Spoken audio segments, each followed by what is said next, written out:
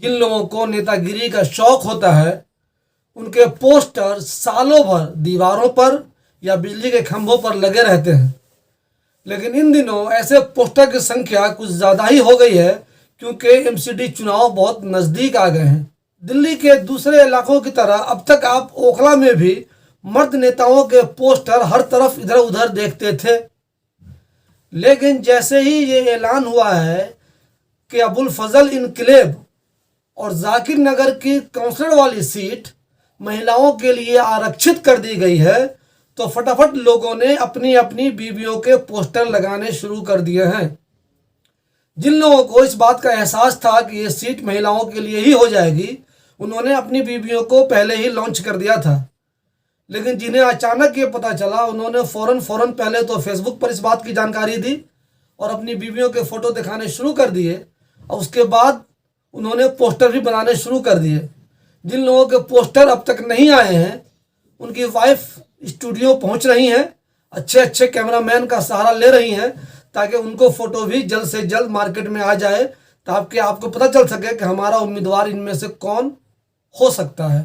अब जबकि जाकिर नगर और अबुल फजल की सीट महिलाओं के लिए आरक्षित कर दी गई है, तो जो लोग भी, जो इस इलाके के नेता भी काउंसलर टिकट के उम्मीदवार थे, उनमें से ज़्यादातर बल्कि सभी ने अपनी अपनी बीवियों को चुनाव लड़ने के लिए तैयार कर लिया है।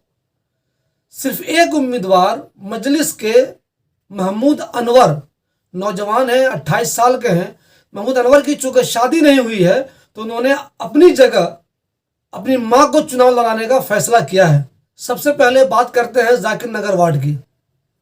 जाकिर नगर वार्ड के मौजूदा काउंसलर हैं शुएब दानिश। कांग्रेस की टिकट पे ये जीते थे। शुएब दानिश इस बार भी उम्मीदवार थे, लेकिन अब जबकि ये सीट औरतों के लिए हो गई है, तो शुएब दानिश ने भी ये फैसला कर लिया है कि वो अपनी वाइफ को चुनाव में उतारेंगे।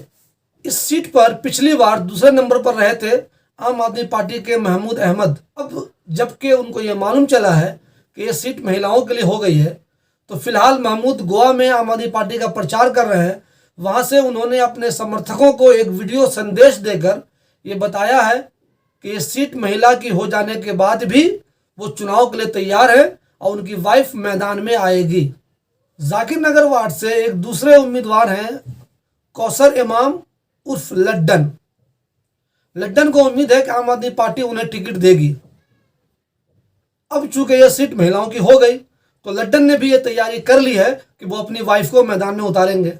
जहां तक अबुल फजल इनकलेब वार्ड का सवाल है, तो यहाँ के मौजूदा काउंसलर हैं आम आदमी पार्टी के वाजिद खान। वाजिद खान चूंकि सिटिंग काउंसलर हैं, तो उनको इस बात की पूरी उम्मीद थी कि पार्टी उन्हें ही टिकट देगी। हालांकि मैं आपको बता दूं, इन दिनों वाजिद खान का आम आदमी पार्टी के एमएलए, ओखला के जो एमएलए अमानतुल्लाह खान, उनसे रिश्ता अच्छा नहीं चल रहा है।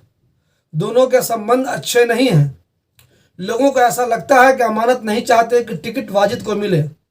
इसके बावजूद वाजिद को इस बात की उम्मीद थी कि उन्हें टिकट मिलेगी, और अब चूंकि ये सीट भी महिलाओं के लिए रिजर्व हो गई है, तो वाजिद ने भी अपनी वाइफ को तैयार कर लिया है और उनकी वाइफ भी मैदान में कूदने के लिए तैयार है, यानी कि वो भी इलेक्शन लड़ेंगी। अमानत और वाजिद के बीच जो तनाव चल रहा है, इसका फ़ायदा उठाने की कोशिश में है मोहम्मद जाबिर। मोहम्मद जाबिर सोशल वर्कर हैं, इलाके में वो काम करते हुए नज़र आते हैं।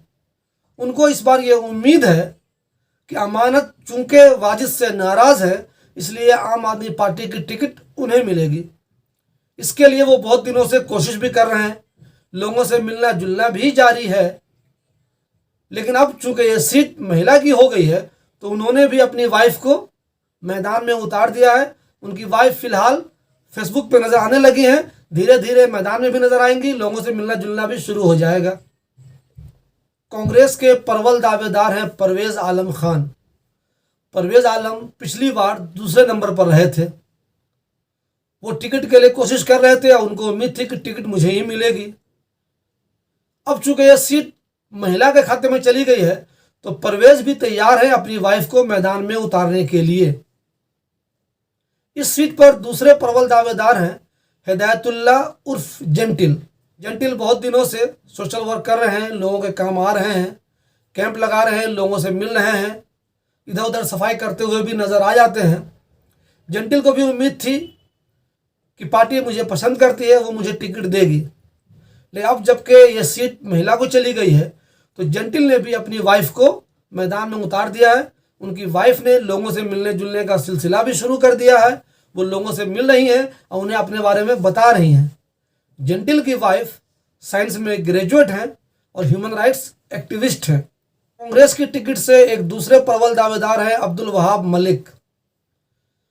अब्दुल वहाब मलिक पर कांग्रेस के पूर्व एमएलए आसिफ मोहम्मद खान का हाथ है, यानी कि अब्दुल वहाब मलिक को आसिफ मोहम्मद खान का समर्थन हासिल है। इसलिए अब्दुल वहाब मलिक को लगता है कि पार्टी उन्हें टिकट देगी। अब्दुल वहाब मलिक को यह अंदाज़ा था कि ये सीट महिला की हो सकती है, इसलिए उन्होंने 2-4-10 दिन पहले से ही अपनी वाइफ को मैदान में उतार दिया था। उनकी वाइफ लोगों से मिलती हुई नज़र आ जाती हैं। जो वैक्सीनेशन कैंप चल रहा है वहाँ पर भी उनकी वाइफ नज़र आती हैं।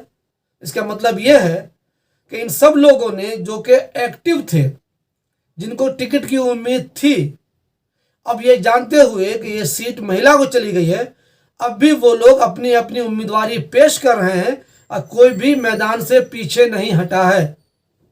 इसकी एक ख़ास वजह यह है कि सबको मालूम है कि महिलाओं का सिर्फ नाम रहता है, असली राजनीति तो मर्द ही करते हैं। अब्दुल फजल वार्ड से एक पुराने उम्मीदवार आरिफ सैफी भी हैं। आरिफ सैफी को उम्मीद थी, वो इस कोशिश में थे कि मजलिस का टिकट उन्हें मिलेगा, लेकिन मजलिस की कमान जब से दिल्ली में कलीमुल हफीज़ ने संभाली है, ऐसा लगता है कि वो आरिफ सैफी को पसंद नहीं करते हैं और उन्हें टिकट नहीं देना चाहते हैं।